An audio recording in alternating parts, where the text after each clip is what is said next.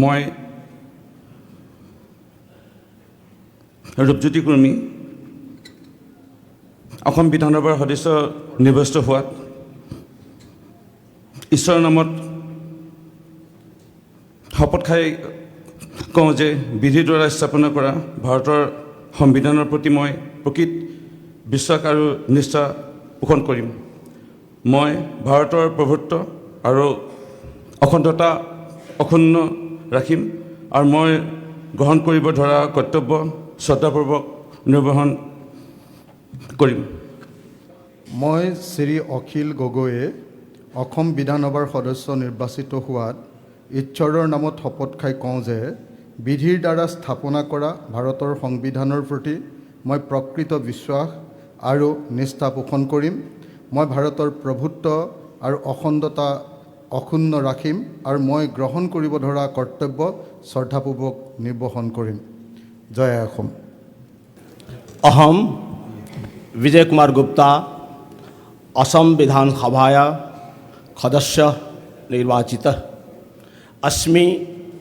ईश्वरस्य शपथं स्वीकरोमि यत् अहम विधि द्वारा स्थापितं भारतस्य संविधानं प्रति सत्यां श्रद्धां निष्ठां च रक्षिष्यामि।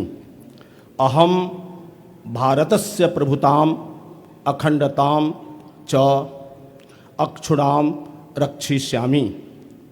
यत् पदम् अहं गृह्णामि तस्य कर्तव्यानि श्रद्धापूर्वक निर्वहणं करिष्यामि।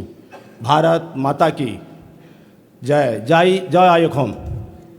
মই শ্ৰী অশোক সিংঘল অসম বিধানসভাৰ সদস্য নিৰ্বাচিত হোৱাত ঈশ্বৰৰ নামত শপত খাই কওঁ যে বিধি দ্বাৰা স্থাপনা কৰা ভাৰতৰ সংবিধানৰ প্ৰতি মই প্ৰকৃত বিশ্বাস আৰু নিষ্ঠা পোষণ কৰিম।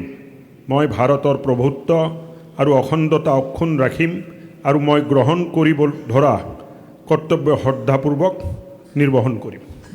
মই শ্বেৰমান আলী আহমেদ অসম বিধানসভাৰ সদস্য নিৰ্বাচিত হোৱাত আল্লাৰ নামত শপত খাই কওঁ যে বিধিৰ দ্বাৰা স্থাপনা কৰা ভাৰতৰ সংবিধানৰ প্ৰতি মই প্ৰকৃত বিশ্বাস আৰু নিষ্ঠা পোষণ কৰিম।